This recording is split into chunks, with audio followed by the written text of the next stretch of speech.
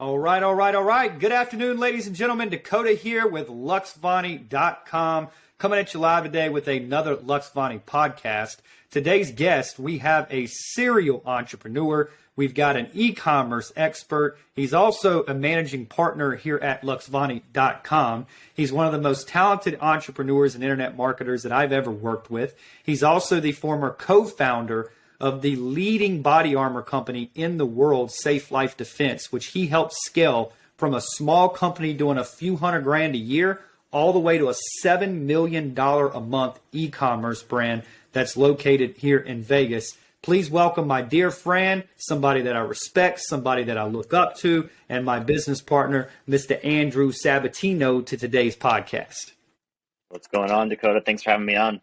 What is cracking, brother? You look like you got a different background today. Where you at? I'm out here in Scottsdale, Arizona. So we're staying at a hotel today. Figured I'd change it up. The great thing about our business is we can work from anywhere. So as long as we have our laptops. That's the pro, man. That's the pro. So here's the deal. I wanted to put this bad boy together because you have so much internet marketing experience, so much e-commerce experience. I think we're doing the world a disservice by not getting this information out there, which is why I wanted to bring you on today. Now, with that being said, the whole premise of this podcast is to take the information from the subject matter experts who have it and give it to the people who need it. So maybe we can start today's podcast with you just giving me a little bit of context on you, your bio, kind of what you specialize in so the audience can understand who Andrew Sabbatino is. Yeah, absolutely. So I've been in the digital marketing space now for, 13, 14 years now, depending on when you want to say when I started. So I've been in this world. I've seen it change quite a bit, but I've always focused on e-commerce. I started out selling on eBay, and I kind of just grew from there, started selling on Amazon. I've done every kind of drop shipping that you could think of. And then we went into our own actual personal brand. And that's the business that you're talking about, Safe Life Defense, that was scaled up to a huge number. So, I really just have always focused on physical products, but I've recently made the change to moving on to service-based businesses because I think that they're also a great business to be in. Profit margins are a little bit better. And I just think that my talents are better used there now just because e-commerce has gotten a little bit more competitive. And I'd rather help lots of entrepreneurs rather than just sell a physical product to just people. So that's what we're trying to do here at Luxvoni. I'd rather see people have the same level of success that we've had in our businesses by giving them all the information that we have inside of our brains. So that's kind of what I've been focusing on.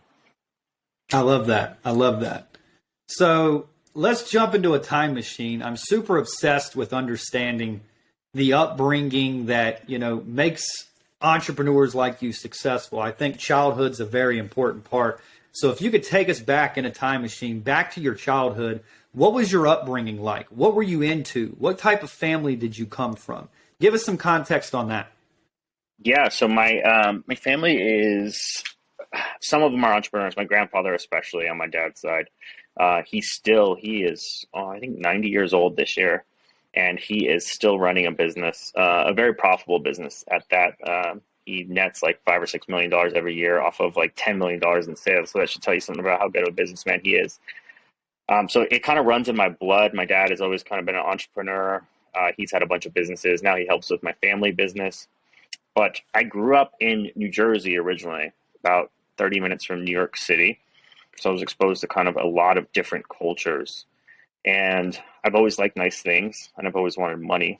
And at a young age, I couldn't get money with a job. So I had to come up with creative ways to make money. So I've done all kinds of stuff. So I started selling things when I was like 10 years old, physical products. But at 9 years old, we moved from, me and my mom and my dad, we went on vacation to Utah, and they loved Zion National Park. We moved to a small town outside of there. So in basically 1 year, my whole life switched from being able to see the Twin Towers from where we live to waking up to cows and roosters every morning in a town of 400 people. So huge change, very rural, coming from like city life to rural immediately. And that was the town I kind of like got my teeth wet in the entrepreneurial space because we had a lot of gift shops. And I was like, well, I really want the PS2 when it came out. And the PS2 at the time, I think was like $300. And so I was like, how can I get this? So I started creating products just by hand that I would consign to all the local gift shops. And I mean, for a kid, I was making like $500 a month, which was pretty good at 10, 11 years old. And I did that for a few years, and then we had in high school we had like a vending business that we kind of had to keep on the down low. We got in trouble for it a couple times, where we would go to Costco and we would buy a bunch of like drinks and food, and then we would sell them out of our cars at lunchtime and during our breaks. So we actually had like a little vending business that we sold stuff from as well. Fast forward to college, I go to college in St. George, Utah, a little school called Dixie, and I was working a seasonal job. So it ended like basically during college season. All the winter was over because Springdale was a kind of a transitory like tourist town. So I was like, how can I make money? I started figuring out that you could start buying things from China for a really low price, and then you could sell them on eBay for more money. So we kind of got into like an import-export business, me and my friend, and we grew that for a few years. And I mean, in college, we were making, some months like $8,000 to $10,000. So it was like a 19-year-old. We were like killing it. We loved it, right? And then something called Amazon FBA started to pop up, right? I started seeing stuff about it. There was this thing called the Amazing Selling Machine that had just been released. I think Jason Fladlin was like a huge affiliate for it, and that's how I saw it. And I was like, well, I'd love to learn more about this. Looks like people are crushing it in this space.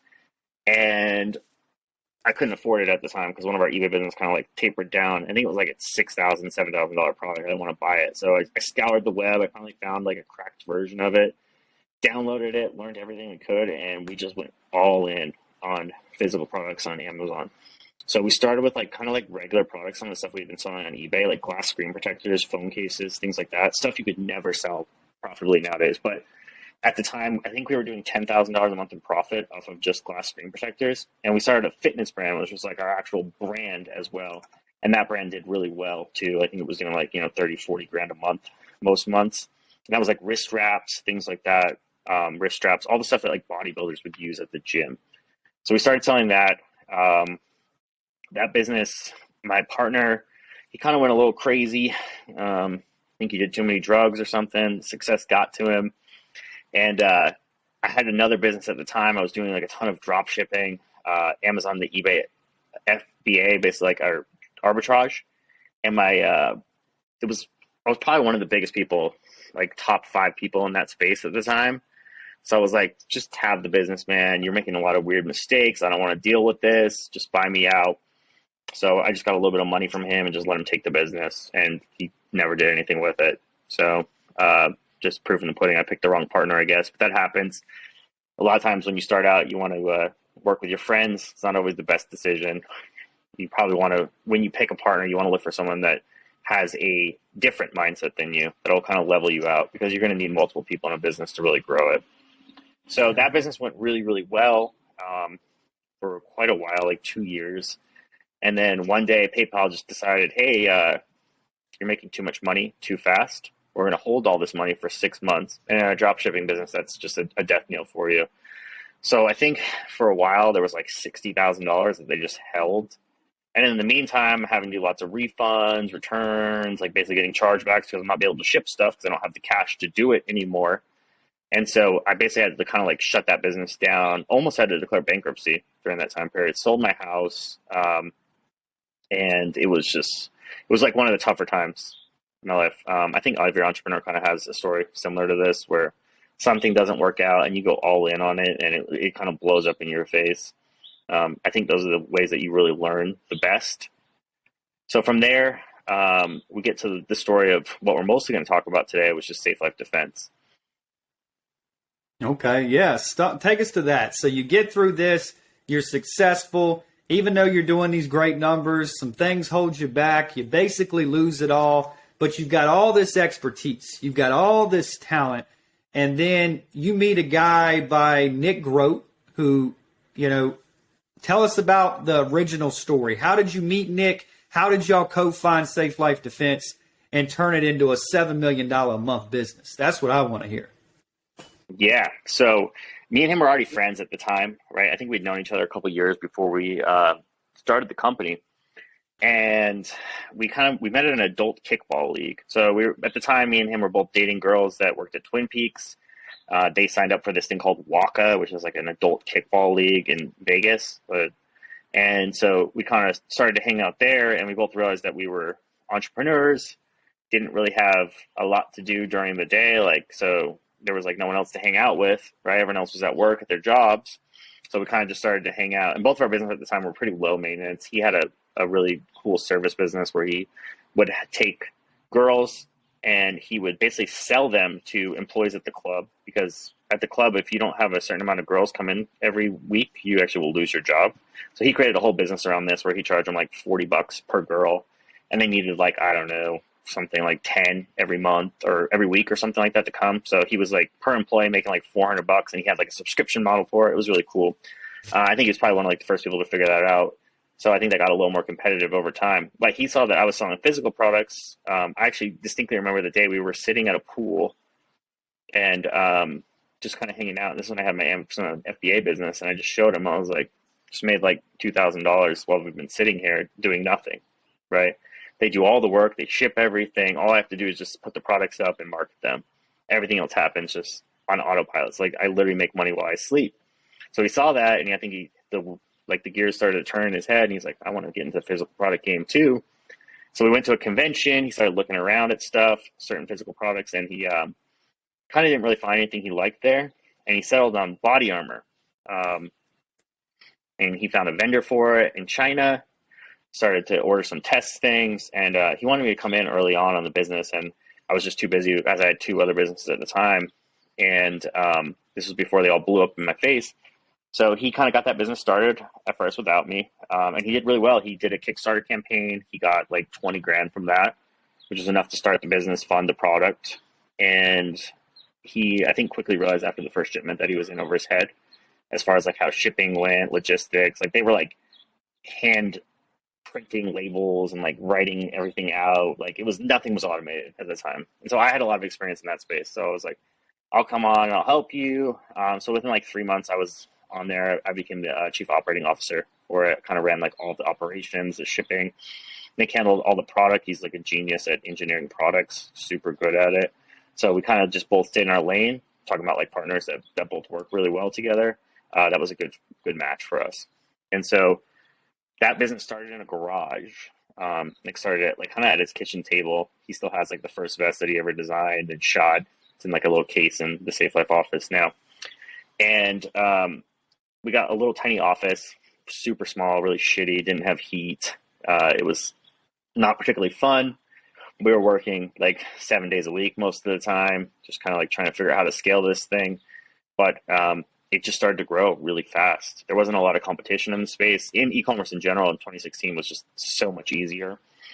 And so we had Facebook ads running, and we had a good product, and we just started to scale from there. And we kind of just pushed it and pushed it. The first year, I think we did like 400,000. After that, the second year, I think we did 2 million. So we kind of 5x'd in 1 year. And then it kind of just scaled from there. I think we did 6 the year after that, 9.6, and then 50 the year after that during COVID. And then the year I left, they were on track to do over 50 again. So unbelievable. So 9 million to $50 million. Like, think about that. Yes, it wasn't an overnight success, but $50 million a year, that's a lot of revenue. How did you guys, like, take us through the day-to-day? Let's talk about that 9 million to $50 million transformation. What was different? What was fueling the growth? How was the day-to-day? Like, tell us about that. Yeah, I think we go back a little bit farther first, right? Because the 9.6, so much of it was situational, right? The 9.6 to 50, that happened during the year of COVID. So a lot of that was situational and just us figuring stuff out. I think if we take some steps back and kind of show how we did the 4X, like year after year after year, and then to get to that spot, I think it would make a lot more sense for the viewers. Yeah. So let's just start with year one. I'll tell you what we did, what we focused on, and we'll end on that $50 million a year, and I'll tell you really the key changes that we did to grow it. Let's do it. So first year, we don't really know what we're doing. I have e-commerce experience, but I'd grown some brands like on Amazon to like 7 million, but not 7 million, a million a year, but that's a different area, right? They do all the shipping, all the packing. Really all you have to do is market, make sure your product's listed. And then that's all just like, it's basically an SEO game. Whoever has the top spot sells the most when you search for a product, and then it just goes down from there, right? And I knew at the time how to game the algorithm really well. We would do giveaways. And so I kind of jumped into this with like a lot of e-commerce experience, but not a lot of growing your own personal brand. So I had to learn a lot as we went. But I set up all of our shipping, things like that, set up all of our operations, and we had one really good product and one traffic source at that time. And that was Facebook ads. And we used that. We just poured money into it, and it would just print money, basically. Like every month, every dollar we put into it would make $4 more back. So essentially all the money that we were making, we were just dumping back into ad spend and more product. So Okay. in the e-commerce space, this is a problem you'll see with almost all of them. As they're growing, they always have a lack of product because it's the most expensive expense in your business, right? The cost of goods sold is always going to be the highest cost that you have. And as you grow, you need more product, and there's a significant time to wait. You have to get it manufactured. You have to get it delivered. So you're always on like a 2-month wait period for it as well. So it's one of the hardest things I think that e-commerce brands struggle with, because they can't just like, it's not like a digital product where they can just produce millions of them at a whim. They actually have to make the product. So that was always one of our biggest issues. Luckily, we were able to secure some cash. I think a big thing I would recommend if you're just starting out in e-commerce is as soon as you can, get a line of credit, because if you're using other people's money to scale, it makes it a whole lot less painful than using your own. And you don't want to get trapped into a like one of those like type of like MCA loans that have super bad interest rates, or even like the stuff that Shopify offers you, like where they'll finance you. Like if you actually look at what the APR on it is, it's like god awful. It's usually like 40-50%. And they pitch it as a fee, right? They'll give you a certain amount of money, and then they take a percentage of your sales, which in general just hurts your cash flow every day. So basically we were able to secure some cash, and then next year we decided, hey, how's some ways to make more money? So we made a few more products that were kind of complementary to the body armor. And that was like carriers, belts, or actually belts came a little later, but more carriers and a different style of armor, which was called the 3A Plus, pretty revolutionary at the time because it was stab proof and it also protected you against a few specialty rounds. So that was a really big hit, helped grow the company. And we started to go do email, right? So we neglected email marketing a lot at the beginning. I think that was kind of one of our biggest mistakes early on. We probably would have made way more money because it's a profit center for every business in service or product. So we started finally collecting emails. We started sending stuff out. Luckily, we had a pretty big list of buyers, and they continued to buy from us. And then we started collecting SMS numbers. That was year 2.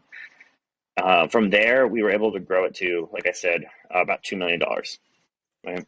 So at the $2 million mark, we're like, hey, this little tiny space we're in is not going to work for us anymore. We're going to need a bigger warehouse. So we got this warehouse. It was like, at the time, we thought it was huge, right? Like we would never outgrow it. It was one unit. I think it was maybe like 3,000 square feet, right? We had like 3 offices, 1 downstairs, or 4 offices. We had 1 downstairs and 3 upstairs in a little like center area. And then we had a little showroom area where we had like kind of our like store that we eventually built out there. And we were like, oh, okay, so now we're going to need boxes, right? We can get discounts on boxes if we order them in bulk. So we ordered 10,000 boxes, not realizing, because we never ordered this many, how many boxes that was going to be. So they show up kind of like the second day we get this new warehouse, and the whole entire warehouse is just full of boxes. And so like the people thought that we were a box manufacturer at first, because all it was just Safe Life boxes for like rows and rows and rows, because like every pallet only held like 500. And so we had like 2 stacks like over and over and over again. We saved a lot of money by buying all those boxes, but it took up a lot of space at first. So we quickly realized, hey, like this massive space that we thought we had is not enough. And luckily the space next door became available. So we talked to our landlord, we knocked down a wall, and then we had 2 units. And we're like, all right, this will be plenty. Right now we have a whole extra office space. We have a studio now because we invested heavily. Like our first hire was a videographer, actually, after a warehouse person. We hired a warehouse person, and then we hired a videographer. That's how early on we were with video. And content more and more, like even nowadays, is just even more important. So we get this second space, and we quickly fill that up. Then we have to get this third space. Again, outgrow that. Then we had another warehouse that was down the street, which was like 14,000 square feet. outgrew that, and now Safe Life itself sits in a 130 or 129,000 square foot building. All the manufacturing stuff happens there. So that's kind of like the short story of that. So year 3, we again just focused on more products. We signed up for a mastermind called War Room. We had a really great ad buyer by the name of Dmitry Smirnov. So we had still only been running email at that point and Facebook ads. And we had Google ads running, but they were unprofitable. I think we were only spending like $12,000 a month. And we saw this guy give a presentation, and I didn't understand a word of what he was talking about, but I knew that he knew what he was talking about. I was like, we should hire that guy. So we went to dinner with him afterwards. We started to talk to him. Me and Nick got him like started up in the first month, and he just crushed it for us. Like a huge part of the revenue started coming from Google ads, and then he also expanded to YouTube, started crushing there. He's one of like the best media buyers I know in that space, and he's a good friend of ours now, actually, from that. So after that, we expanded like more heavily into influencer marketing. So that's still a really big thing in the space. You're going to want to do influencer marketing, but just from that Google, we were able to push it to, I think, 9.6 million, right? The next, or 6 million the next year. And then the year after that, we had kind of less scale, right? We didn't hit like our 2 to 3x growth every year that we had been previously hitting. We only got to 9.6 million, but we invested a lot in like manufacturing, hiring new employees, getting good talent, and we kind of started bringing more and more stuff to the States, so we didn't have as long of lead times. And then at the end of 2019, a little thing called COVID happened. It starts to take over the States. March of 2020, the entire country shuts down. Luckily, we were considered a essential business because of our support for first responders, and we had a warehouse, so we were able to stay open, luckily. And everyone thought the world was going to end, right? So people were stocking up on food, toilet paper, water, and guns and ammo and body armor, right? And so for like maybe like 3 months, like we went from like doing like $1 million a month, which we thought was amazing. I think like our biggest month was like 1.4 at that time. And then we jumped to like 3, then 6, then 7 million. I think our highest month ever during COVID was like $9 million in 1 month. Started to taper down. And then all the Black Lives Matter stuff happened after the George Floyd killing. And so everyone thought that the whole world was going to go into this crazy civil war. So body armor sales spike again. Then a few other events keep happening. There's more rioting in all kinds of cities. Body armor keeps spiking. We can't keep up. It's one of the greatest problems to ever have. I think at one point we had 12,000 back orders of people waiting for their product. Unbelievable. So, and then that kind of cooled down. And then it was an election year, and it was Trump versus Biden. Everyone thought that Trump wasn't going to leave office. Typical thing that they say. They said the same thing about Obama. And so that just continued from there. Like people were like, well, we're going to go into another civil war. So we had a ton of sales there, I think. And then January, the attack on the Capitol happened. And that was like, I think one of the second biggest month that we ever had. I think it was like $7 million or something like that. And then kind of tapered down from there. But we had acquired so many customers in that time period that it was just like, there was no way to stop success at that point, because the ball just started rolling. And once it started rolling down the hill, it just got bigger and bigger, and you couldn't stop it. Company just grew to massive amounts in that 1 year. But that's just the key, right? If you're persistent enough and you sit there, something like that's going to happen in any business, right? There's going to be some kind of life-changing event that might happen that will just grow the business exponentially. And it's just doing the right things over and over again until you get to that point. Yeah, let's talk about that more, because for the audience, you know, I know you from Safe Life. You guys hired me as a consultant to come in. I have context on the company. I sat in on all the leadership meetings. You know, we work together there pretty intensely. And I want to make one distinction, though, that's very important for the viewers. They didn't just make all these sales organically. They were fueling a fire. So in order for them to capitalize on all that speculation and all that uncertainty, they were present through certain ad platforms. So with that type of business, Andrew, just so if somebody's here that's got an e-commerce brand, what do you think's important there? Like, how did you guys really capitalize on that? Was you just sitting back doing nothing, or was there something you were doing to catch that momentum, if you will? Yeah, I mean, I think kind of like what you're asking is like how we were able to scale so fast and capitalize on all the events that happened, right? And the first thing was really just traffic, right? We were just all in on paid media, right, and influencers. We invested like all of the money into marketing. We always said we were a marketing company first and a product company second, right? The product came second to all the marketing, right? We had a great product, but the marketing is the only way it got in front of people. There's so many companies out there that just design, like they have really good products, right? They may have like the best new innovative product on the market, and it blows everyone out of the water in the competition. But if no one sees it, it's never going to sell because you need eyes on your product. So we went all in on that. We also had landing pages and funnels, right? And this goes hand in hand with all of the conversion rate optimizations we did. So we hired a company called Build, Grow, Scale, I think in like 2018, and they were a conversion rate optimization company. So they focus specifically just on making your landing pages convert better and your product pages convert better, because there's only so much you can spend on traffic, right? You're going to eventually cap your market.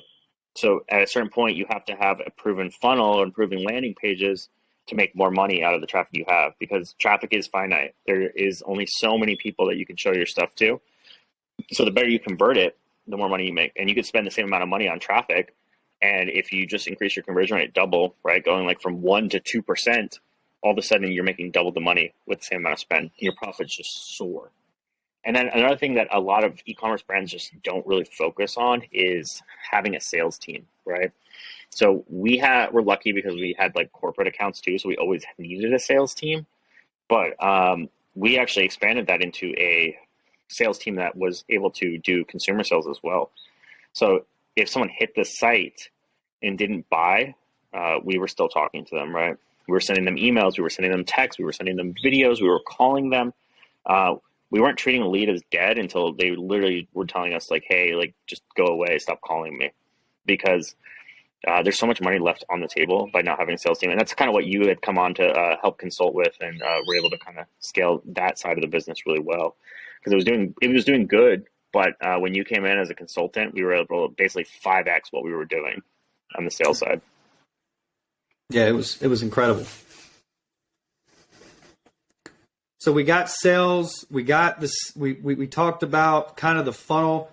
If there was somebody else that was here, what other things would be an addition to their arsenal that made you guys successful that could make them successful? We've got funnel, we've got the sales team. What else? I think a better way to answer that question is if someone's newer, right? They probably didn't start in 2016. People who are watching this are in e-commerce. More than likely, a lot of those people have either scaled their business and sold them. I think it's probably someone who just started their business or is, still growing their business, right? I think I have kind of like a framework that if I was starting over that I would use to really grow our businesses. And I think at first that's going to be like step one. You're going to you need a really good product, right? And you need a funnel that's proven to work. So something that's already been proven to sell physical products. One of the ones that works like really well is like kind of like the Organifi one. We've done that for some of our clients and be able to scale them, especially if you're like some kind of like consumable product. It goes really well, or just like any like conversion focused landing page, right? Because the days are gone of being able to just have a Shopify store and just like send people to the store and expecting them to buy it. Like all of your landing page or all of your product pages now need to be landing pages. And you need upsells and everything else to really scale your business, because the cost to acquire a customer just keeps going up and up every year. And another thing that we really neglected early on in our business, just because we were new, we didn't know what we were doing, and in hindsight, it's always 2020, right? So we didn't really have a good CRM and tech stack. At the time, when we first started, the company was built on Wix. That's the page that Nick built it on. I switched everything over to WordPress, which was better for sure, but it had a lot of limitations. It was slow a lot of times. So I think if you were to focus like early on like having the right tech stack and the right CRM, the ability to scale is just so much faster because you don't have to keep changing stuff. And it's a really big pain in the ass to re-platform. We just went through it at Luxvoni actually, for the better, but we re-platformed to go high level. and everything is just so much simpler. Everything's in one place. We basically became like Go High Level proponents. I would never use anything else at this point. But the cool thing about Go High Level is it actually hooks into Shopify too. So you can use it as your CRM and your tech stack. So you can send all your automations out of it. You can do all your abandoned cart stuff out of it. So it's a really cool process. Step three, thing that we really neglected as well too, I told you early on, was we weren't collecting an email list. And I know everyone reads on the internet, the money's in the list, right? And that's totally true, especially in e-commerce, because as long as you're adding to your list and not just like beating the same people up, and that comes from paid media, you have to constantly be adding to it. You can make so much money from email. Like email and SMS, there were some days we can make like over $100,000 just from one email blast. And then if you're talking about like Black Friday and all that kind of stuff, like emails is like would regularly make like $200,000-$300,000 just off one email. So invest like early on like the right platform to like collect emails. I personally like PostScript. And then obviously Klaviyo is like the gold standard for email, and PostScript I really like for SMS. Klaviyo's SMS I don't think is really there yet, so I recommend using PostScript. And they have really cool pop-ups. You can also use something called Just Uno to create pop-ups that can collect both. It integrates into all those platforms. So that is like having a list is just it's killer, because we probably lost maybe like I would say like at least $5 or $6 million by not having an email list early on and just running paid ads. Because like we just weren't able to remarket to these people as much that we could have, right? So when we had like a new product, only people we could remarket to were like the people who had previously bought from us, rather than like people who had maybe looked at our products and we didn't have what they needed at the time. And then we came out with a new product that they may have wanted, and they maybe went and bought it somewhere else because they didn't know that we ever had it. So don't neglect your list. Step four, obviously, email and paid traffic go hand in hand. So you need to go all in on paid traffic, and you can't rely on one traffic source, especially in this day and age. Like Facebook ads accounts get banned all the time now. So you really need to be like expanding into like start with one. I'd probably start with like Facebook or TikTok to begin with. But within like once you get that profitable, immediately expand into Google Ads, Google Shopping, Google Display, YouTube, TikTok, native ads if you have a good copywriter, and then doing that. And then goes hand in hand with like the CRM.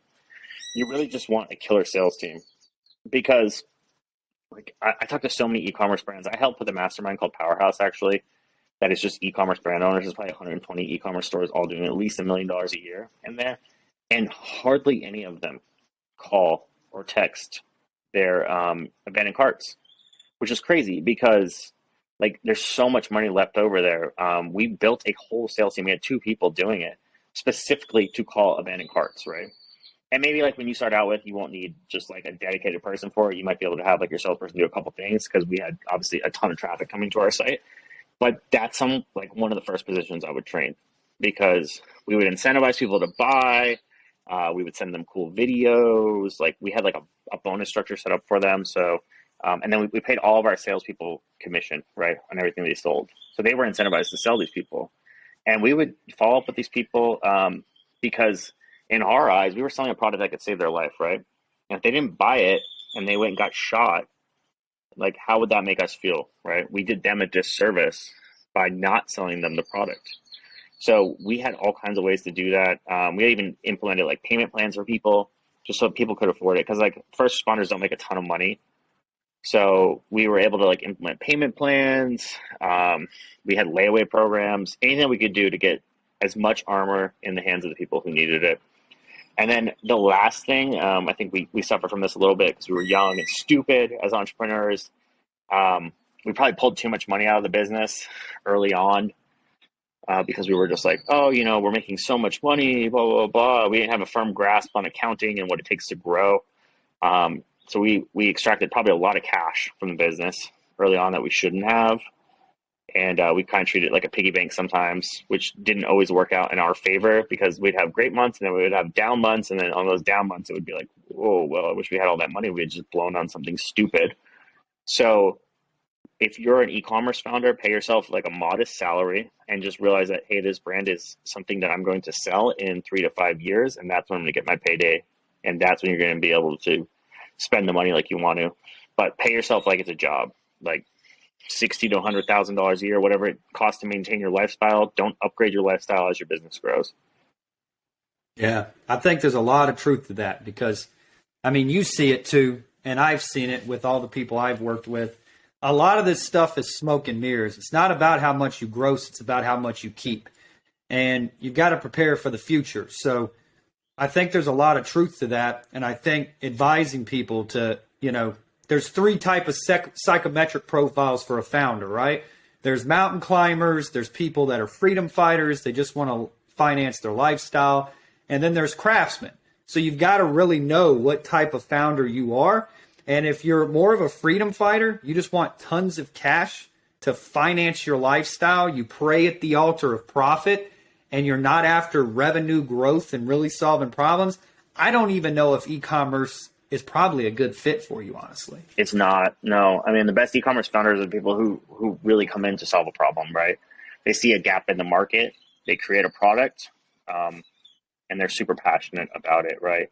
If you're in it for the money, e-commerce is not the right game. I mean, business in general is not the right game for you. Just go and sell something. Become a salesperson if you're in it for the money. That's the easiest thing. You don't have to do anything but take calls and just collect the cash, right?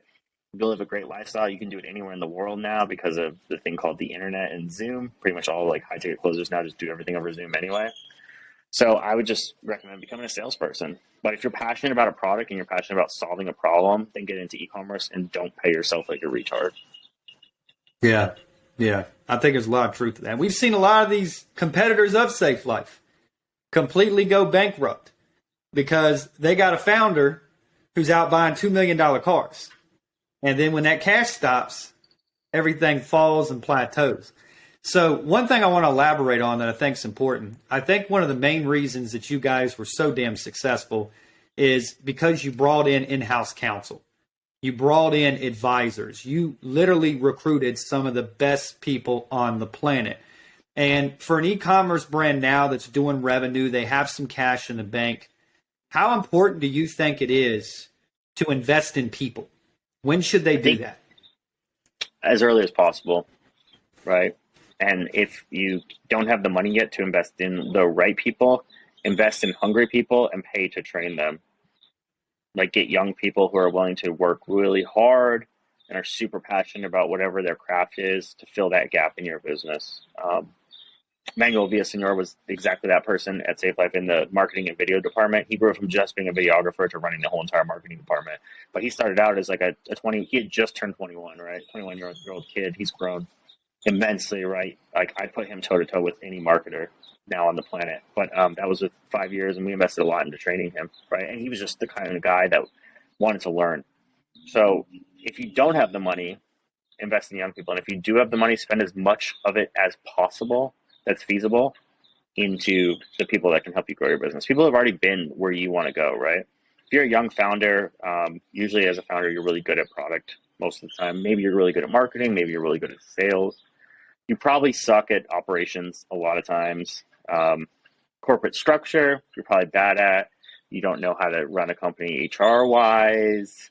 You know how to set up a 401k, how to get health insurance, like all the things that start to matter when you start to recruit like top-tier talent. So invest heavily into talent that knows what they're doing, right? People who have probably worked in corporate America, they can kind of like tone it back. You don't need just startup people in your business when you get to a certain spot. They're great to grow your business from like 1 to 10 million. After that, you have to like really, really invest in like scaling people. Like just, sorry, my dogs are interacting in there, and I got a brand new one, so I'm kind of like distracted for a second. I'm watching them. They're inside the hotel room right now. So my apologies. But we invested in consultants, like a lot of consultants. You were one of them. We hired some people who had a lady who had gone to MIT. We hired a guy who was in VC, who I'd put like toe to toe with anyone on operations. We hired a gentleman who created an EOP, which is an employee owned, or an EOC company, right?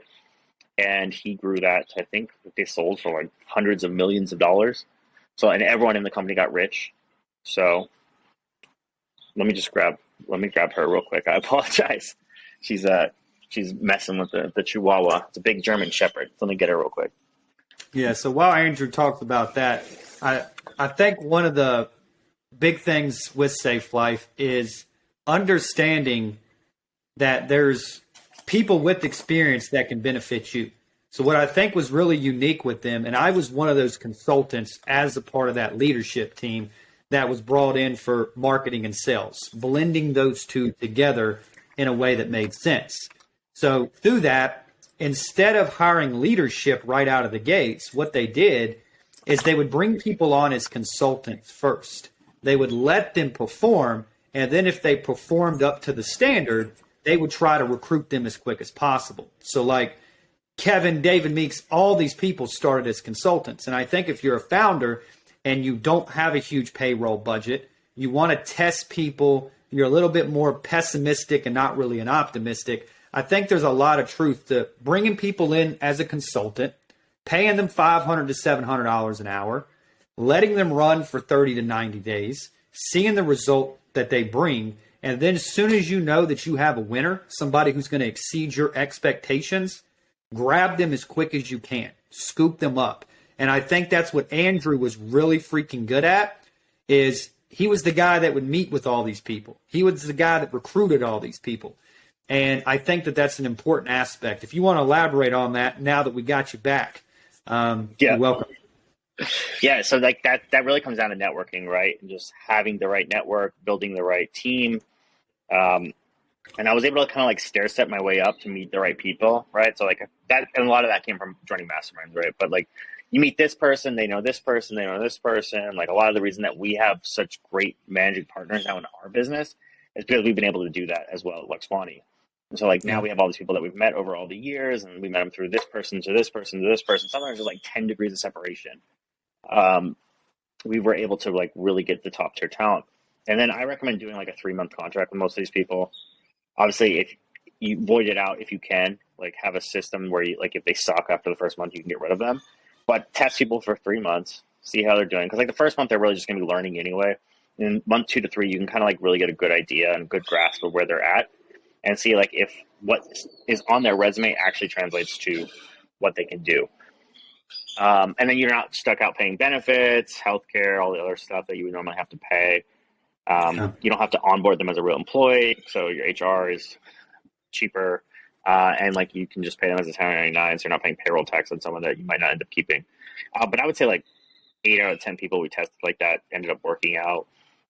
It's just vetting them, right, and then like getting a couple references from people. But like once you have the network, right, you hire one of them. Sometimes they have friends that are in like a different industry, but or have done like this things that you need in your company, and they can be like, oh, I recommend this person to bring them on.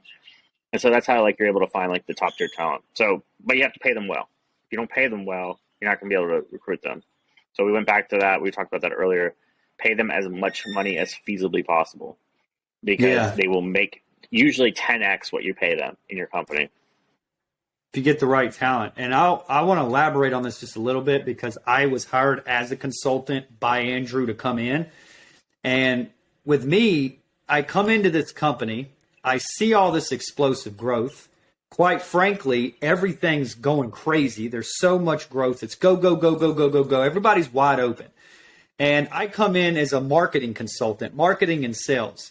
And the real thing that I seen is, you know, some of this stuff Andrew had implemented that I had taken and deployed.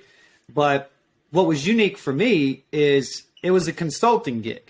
Now, they were paying a lot of money for my consulting, but all I had to do was perform over a 90-day period, and I knew it was a wrap. So I started with sales, combining sales and marketing together, and we literally took sales from $290K a month to like 1.2 million over a 4 or 5 month period. It was like overnight. And then what happened there is I proved myself, showed them what I was capable of. I started being looked at as an asset, not an expense. And then it was like they were trying to recruit me as hard as they could. Listen, we'll give you this. We'll give you this. We'll give you this. We'll give you this. And I had an agency at the time, so I couldn't do it completely full time. But at the end of the day, I ended up transitioning a little bit, trying to balance it all out. But it's not about the hours you work in a company. It's about the results that you perform. So like me, I only had to work in the company half the day.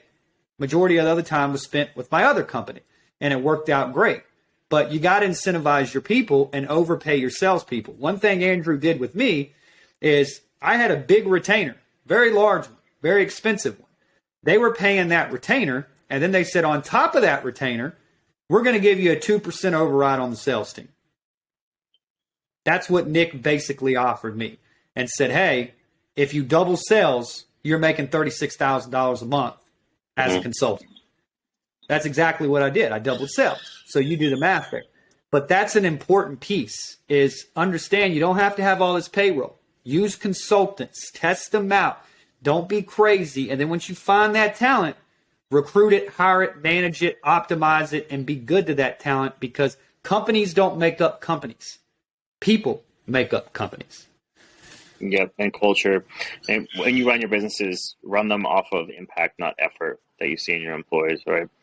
So if an employee only comes in like 3 or 4 hours a day, but they generate millions of dollars, or they create systems that make your life easier and save you tons of money, then don't judge them if like, hey, like they take a long vacation, right? We had unlimited vacation time actually at SafeLife. It was something we implemented. We stole that from Richard Branson from Virgin, because we knew that everyone that worked there was an adult and would do what they needed to do, right? Like they would get their projects done. We didn't micromanage our employees because we were able to get better results that way. And if you're someone who's talented, right, and you're like in the job market right now, try and follow that model. Like come in as a consultant, because if you overperform in that like 90-day period, all of a sudden you have so much more leverage over what they're going to pay you as an employee, right? Because now you've proven yourself as an asset, pretty low risk to the company, but now you can demand a much higher salary. Depending on if it's like a startup, you might be able to demand some equity, things like that. So that's, I think, really important. I do too. And I'll testament to that, because when I came in, I was like one of the highest paid consultants they had. Like without a question, they were spending a lot of money with me. And it worked. And the expectation was clear, was because I performed. So as a consultant looking in, I felt great about it. They felt great about it. It was a win-win. And, you know, we built a massive company and had a lot of fun in the process. So take us back, Andrew. I want to talk about one more thing, and then we'll go into some other stuff. But, I mean, you guys had 100 employees. You had a COO that ran a $6 billion company. You had an operations guy that ran a $4 billion company. You had a CFO from MIT that had built and sold a $200-300 million a year company. What does it take to be a leader in an organization like that? Like, what do you need to learn? What is leadership? How were you such a good leader at SafeLife? Everybody loved you. You were the man of reason. You were the one everybody came to. How did you do that? I think a huge part of that is just how the culture, like how you position the culture of the company, right? Like people are going to make mistakes. They're human. And I think you have to look at mistakes as like a learning experience. And you also have to realize that you don't know everything. So the reason we brought in all this talent was so that we could listen to them on all the stuff that we didn't know. I didn't go to MIT. I went to some like really like, it was like basically a community college almost, right? I don't even know where my degree is. But I've been able to, you know, over my course of my career, I've been able to figure out how to generate a decent amount of money, that we've been able to hire people like that, right? Because there's a lot of people that don't want to be an entrepreneur. So I think just a lot of it comes down to like creating the right culture inside your company, letting people fail, coaching them up, not down. And then obviously like just helping people grow, right? And paying them well. I mean, I know people are always like, oh, it's all about culture and this and that. Like, but like when it comes down to it, money is the most important factor at a job. And even if like they hate their job, they'll still stay and be effective if they're making really good money. So I think just pay your talent really well, especially if they're a huge asset to you and like they're generating lots of money, or they're working their ass off. Just make sure that you pay your talent well, because otherwise they'll leave, especially in this job market right now. People can like up and find a new job like tomorrow. And then you're going to have to pay someone new the same amount of money that they would have asked for a raise, or even probably more money. And you're going to have to retrain them. It's someone you don't know how to work with. Like it's going to cost you so much more money than just retaining the talent that you already have. So try to keep your turnover rate low. Yeah, and I think you do that by one, just like you mentioned, coaching people, having a CRM, having clear KPIs, having clear data to coach them and train them up. I know in the sales department, it was so chaos. Same thing with marketing, and us being able to work together and blend those two together. I think it's important. You got to have a structure down on paper. You've got to have good specs. You've got to use psychometric assessments to recruit people, hire people, manage people. The crazy thing that you and I experienced with the sales department and the marketing department, but in sales more particular, is it was one of the most profitable organizations of the entire company. I mean, it generated 10x what these people were paid after commissions. And it came almost like a culture-like feel. Like it wasn't just a matter of making more money. We were saving lives in the process. And people would come into sales and be like, these guys are wide open. Like it was such a blast. We supported each other. We coached each other. And I think it's important to have that type of environment and really build that culture, because if you do it in one department, you can do it in all the departments. And that was our real goal. And it was a great place to work. People really loved it. They made great money, and they were always taken care of. Yeah, and being just like optimistic, I think helps too. Like even like when like things aren't going your way sometimes in the company, like you can't let your employees see that, right? Like not every month's going to be a good month. The goal in I think like in e-commerce or any business is like to have good quarters and good years.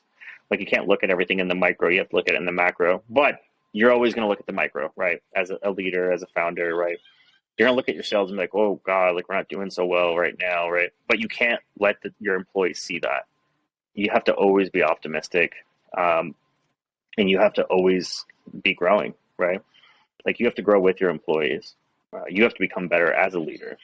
And I think a huge part of that is just learning from the people that you bring on that are smarter than you. Because like there's so many things that I just know I'm not good at. I know I'm not good at. And honestly, KPIs and metrics is like one of the things that I've had to learn over the years too. There's a reason some of that stuff was a little funky when you came on as a consultant. It's just because like I'm more of like the visionary type entrepreneur. I kind of blend somewhere between like a visionary and an operator, like somewhere in the middle. And like a lot of founders are just visionary only, so they have like no idea how to track any of that stuff. So Yeah. I think it's just really like growing with the company and getting out of your own way at a certain point. When a company gets to a certain size, like you have so many employees, like when you have 100 employees, like you can't be involved in everything at that point, right? You have to trust your leadership and just know that they're going to do a good job, and then just get reports from your leadership. You don't need to see what the guy in the warehouse is doing, right? You don't need to worry about how fast he's shipping the box or how he taped it and stuff like that. That's for your managers to worry about, and then their managers to worry about. It's not for you as a CEO to worry about.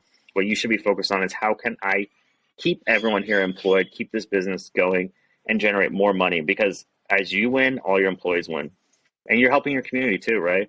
Employing over like 100 people in your community is a big deal. And if you were to lose that, that's also a big deal. You have people depending on you at that point. It's not just you. You have like, if you have 100 employees, you may have 600 people depending on you with their families. So, Yeah. And that's scary to think about. And I think the other thing is you've got to maintain that leadership and you've got to support it. I think one of the reasons that made you take your exit and, go on to different venues is everybody's different, but at the end of the day, everybody wants to do great. Everybody wants to be great. And if you as a founder can't understand how to lead people properly, it can cause issues. It can cause turnover. It can cause problems. The whole deal of a leadership team is to focus on the future. yep. Leadership is not supposed to be in the day-to-day operations. That's what you have managers for. So I think studying corporate structure, if you really want to play it big, finding mentors that have been at big companies, that's what it's going to take. Because in order for you to get something different, you have to do something different. And all these successful companies already have a trend. They've already figured it out. So go model that and don't get caught up in your ego. Let go a little bit. I'd say too, at like $10 million or so, business becomes more corporate for sure, right? $10 to $20 million a year. Like at that point, it starts to become more of a corporation type situation. And I think you as a founder sometimes are doing your company a disservice to not just be the visionary and like hire a real CEO at that point. Because it's the people that got it from like 1 to 20 are usually not the people that are going to take it from 20 to 100. And then the people who take it from 20 to 100 usually aren't the people that are going to take it to like $1 billion company either. It's a different subset of skills, right? And it's smaller incremental moves that make those changes. So I think like if you're a founder and you're kind of sitting around the 10 to 20 range, either sell your company and just take the windfall of cash, right? Can have like a $20 million exit. You can make $1 million a year for the rest of your life doing absolutely nothing. And you can go on and fund all your other projects that you want to do that you're passionate about. Because if you're a founder, this wasn't your one idea. You have a ton more available to you. And there's other companies that don't have all these ideas, right? They just want to acquire things to grow. So they'll buy your company anywhere from like a 4 to 6x EBITDA. And especially right now too, because like we're going to probably see the end of like all this ridiculous cash. We already kind of are. So if you're considering selling your company, do it now, because you might be stuck with it in the recession for another 4 to 6 years until you can sell it again. So like really think about that. Do you want to run this company for another 4 to 6 years, or does it make sense to maybe take the cash and leave? Because most founders have never probably had $10 to $20 million ever in their bank account. They probably started from like having a job or some small business before, and they've recently started to see success, and now they could sell their company for a lot of money. So don't discount the fact of like what that cash can do for you and like your future generational wealth. Yeah. So if you're a freedom fighter and you want profit, might be good to exit, take the cash, move on. If you're more of an Elon Musk, Amazon type of mountain climber guy that prays at the altar of revenue, you're willing to sacrifice, you're willing to focus on impact, then keep building. Would you agree? Yeah, but how many exits has Elon taken to grow to the size he has, right? First, he exited. I mean, he hasn't always wanted to exit all of his companies in a lot of cases, but he sold quite a few of them to get to where he is today, right? Because and that's just an impressive thing to add to your resume, right? It's one thing to run a company, and it's another thing to say, hey, I sold a company for $40 million or $20 million or even $10 million or $5 million. Like all of a sudden, like you have a certain power where the next company you start, people are going to be willing to invest money in you. And I think that's how he's been able to grow his businesses. He's put all his cash into them, but he's also had tons of investors, I'm sure, that just bet on him because he has a track record now of winning. You do it again with another company, then that's how you stair step up to that $1 billion level. I have no desire to be a billionaire.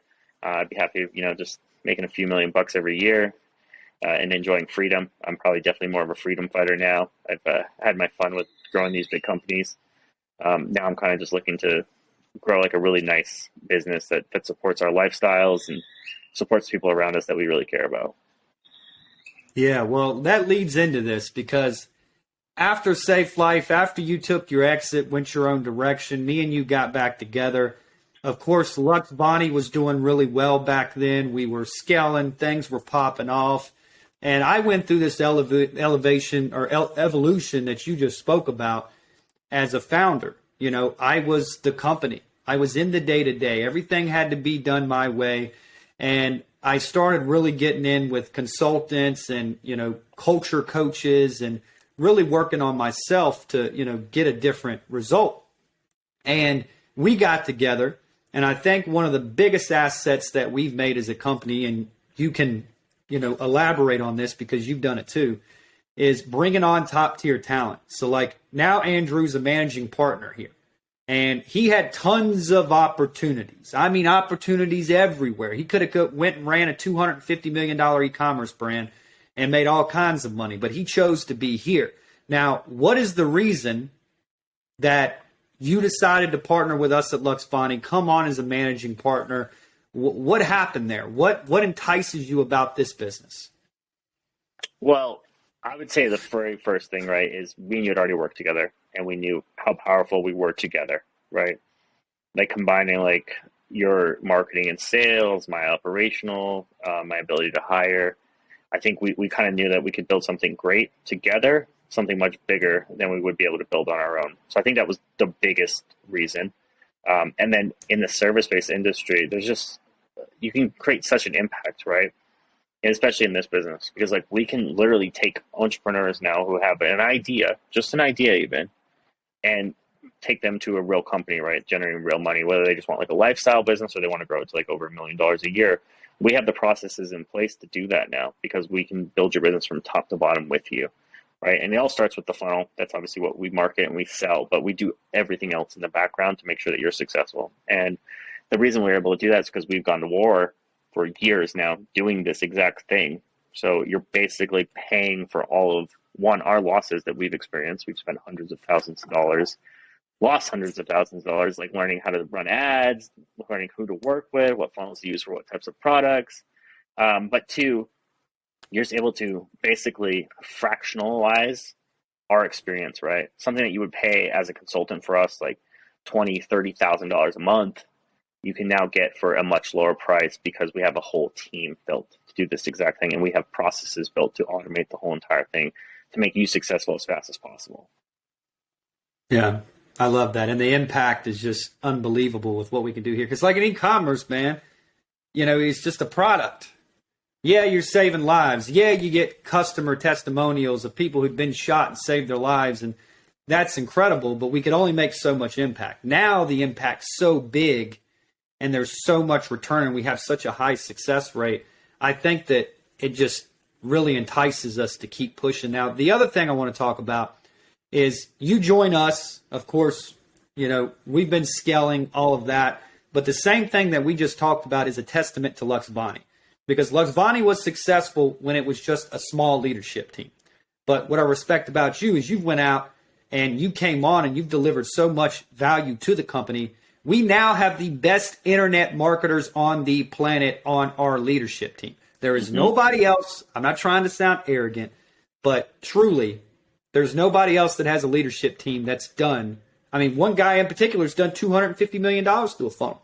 Former COO of Mentor Box and Ty Lopez. I mean, you brought more talent into our company, which is why we're so effective. What enabled you to do that? Find this top tier talent and be able to sell them on a vision and get them to join our mission as in helping entrepreneurs. Well, I would say one, we make a good team, like I said, right? So we're very effective at people wanting to join us and wanting to do it. But a lot of it just came from delivering so much value up front to these people, right? Like we never asked anything for these people, right? Like we connected them with other people. And then they've kind of just like over the years seen the inside of the business and been like, I want to be a part of that, right? So, but like when we approach things, like we don't ask for anything from anyone, right? We give and we give and we give and we give.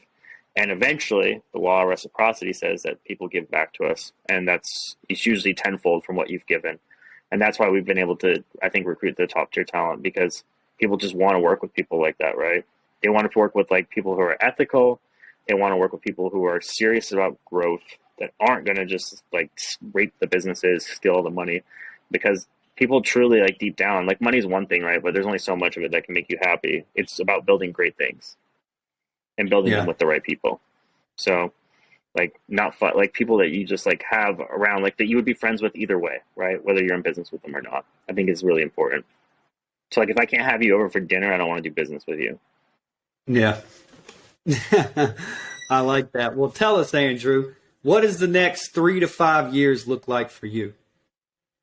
Yeah, so 3 to 5 years, I think Luxvoni is just going to keep growing. We're going to add more and more aspects to it, right? So like we already have traffic down, we have sales down. I think it's going to get even better because we're going to add more coaching into it. We're going to help you just grow your business. So I think for the next 3 to 5 years, we're just going to see how many entrepreneurs we can impact. And then after that, I know it sounds a little crazy because we sell digital products, but I think I want to get into like more boring standard businesses, right? Like stuff that's like unheard of, like most people would never invest in, like widget type businesses, like gasket business or stuff like that. Start like aggregating companies like that, because right now there's a huge transfer of businesses because all these baby boomers had all these small businesses. Maybe they do a couple $1 million a year. My grandfather is, someone like that, right? He's 90 years old. We have a company that does, crazy profit, work with the Navy, and there's really like no one to take it over. So like his options are either just like when he dies, it just ends, or sell it, or like find someone to run it, right? So a lot of these people like don't even realize that maybe they could sell these businesses. So I really kind of like want to take what we've learned from the digital space, like on the advertising side, the marketing side, and apply it to stuff that's just less competitive.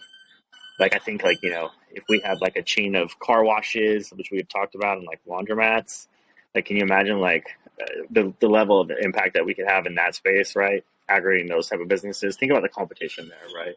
Like combining like marketing and sales into a business like that, where it's just like normally like it just exists and it happens to be in a good location and that's why it makes money. Like how much bigger could you make those companies? And you're not competing against the best internet marketers in the world, right? Like I would hate to try to be another funnel company right now because you'd have to compete with us and our entire leadership team. Like you don't want to go toe to toe with someone like Jonathan. I'm sorry. That's one reason why we brought him on as a partner. I don't want to compete with that guy. I'd rather be friends with him and have him make money with us. So, but you don't see that in that space yet. I think that the shift will start to come where people are like, you're seeing it like on Instagram and stuff like now. There's a few coaches that do like, hey, this is how you invest in small businesses. There's a girl named like Cody Sanchez that does that, and I think she's doing like $400,000 or $500,000 a month just with like random businesses she buys. Car washes is one of them actually. And then there's a guy named like Kyle Malion who has a giant fund. With like, if you're not willing to like do this yourself, you can either invest with him and he's buying businesses like this, or you can sign up for his coaching and he helps you with that too. So. I honestly think like more traditional stuff is the route to go. The internet marketing stuff is it's fun, but it's also a slog, right? I would root for a day where I don't have to sit in front of a computer like 12 hours a day. So I think it'd be fun to kind of do something new, and I think that we can just like really make a huge impact there, and then eventually coach younger people on how to do the same thing. So the same thing we're doing with Luxvoni right now, teaching digital entrepreneurs how to grow their businesses, people how they can make impact. I think we could do the same thing in the retail and physical world next. Yeah. And I think a lot of this comes down to why we're all aligned in our leadership team. And we make shitloads of money now. Like every one of us could have 6 Lamborghini Uruses, travel all the time, screw off. We could do a lot of stuff. But the difference of it is you talk about these investments and what's next in the future. Instead of blowing through all of our cash, acting like a bunch of imbeciles, we're all aligned to where we say, hey, let's do what's in the best interest of the business. Let's continue to grow. Let's continue to fuel growth. And then let's take that cash and buy assets that produce cash flow every single month. I think that's important. And I think that's why our leadership team works, is because we're all big thinkers here. We're not after ourselves. What's in it for Dakota? What's in it for Andrew? It's what's in it for the collective, and how do we set ourselves up to never have to work again, which we're almost there. But again, you need those assets. You need stuff like that. I think that's important for people to understand. When you start making real money, there's levels to this. Yeah. I mean, like real estate maybe isn't the best, but it's probably going to become a really good investment property again. And just buying businesses, right? Like you can take the skills that you have, that you've learned over time, and just buy other small businesses and probably grow them better. And like they'll have operators in place, so you really don't have to do a lot. Maybe you're spending a couple hours a month working with these people. But I've made a good amount of money in my life, and I've also lost a great amount of money in my life too. And I would prefer to just know every month, hey, like if we go fuck off to Hawaii for 3 months, that we still have tons of money coming in. And you can do that with a business, but it's also a lot easier to do that with investments that you just know produce a certain amount of money. So I would say invest in yourself first, because the highest return is always going to be there. And then once there's so much excess cash that you just don't know what to do with it, you can't really invest in your own business or yourself anymore, then invest into income producing properties and businesses. Yeah. I heard something the other day. It was like the CEO of Coca-Cola makes $50 million a year, but Warren Buffett made $290 million in a single year. And it was basically saying it pays to be an investor. So become an investor. Invest in yourself first, then invest in other stuff. That's where we're at now. That's what we're looking to accomplish. But be smart with your money. Don't be crazy. I mean, you can, if you got a CFO that says you can afford a $300,000 car, go enjoy it. You need tax deductions, go enjoy it. But be responsible. Make sure it qualifies for the heavy vehicle if you go and do that. Don't go buy a McLaren. Buy like a Urus or a G-Wagon or something else. Because at least you can write it off. Yeah, 100%. Well, I figure we're coming up on time now. It's been about an hour and 9 minutes. Let's just wrap this bad boy up. let's tell the audience, if they want to learn more about your expertise in e-commerce, if they want to learn more about what we're building at Luxvoni, where do they find you? Where do they find us? What does that look like? Yeah, so luxvoni.com, obviously, you want to see our offer, what we can do for you, go there.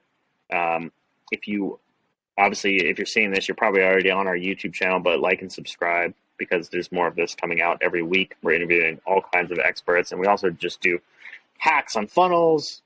We drop all of our knowledge there, and then follow me on Twitter and Instagram. So probably more Twitter. That's where the real knowledge is going to be dropped. So just at Andrew Sabbatino. Then I'm at Sabbatino on Instagram. Okay, cool, man. Well, what's one last thing you'd like to leave the audience with as far as a quote? If there was one motto, if there was one quote that you could leave this world and leave everybody with, what would it be? So I just told one of our employees this today, and it's progress is not linear. Basically, it means like you might slog and slog for 5 years, and then you'll see hockey stick growth, right? So like the human brain constantly wants to look at everything in a straight line, but real growth happens exponentially. So stick with it, and eventually you're going to be success. One of like the most, I'll leave it with one of the things that you always tell me, right? Everything will work, it just depends on how much time and money it's going to cost before it does. That's it, man. You just got to persevere and be optimistic and keep pushing. Well, I appreciate you joining me, man. I'll let you get back to your vacation. And I'll see you next week or into this week, actually, but I'll see you soon. And thanks for coming on, dude. Thanks for making the time. And we'll do another one soon. Cool. Thanks, man. All right, brother. Enjoy the day.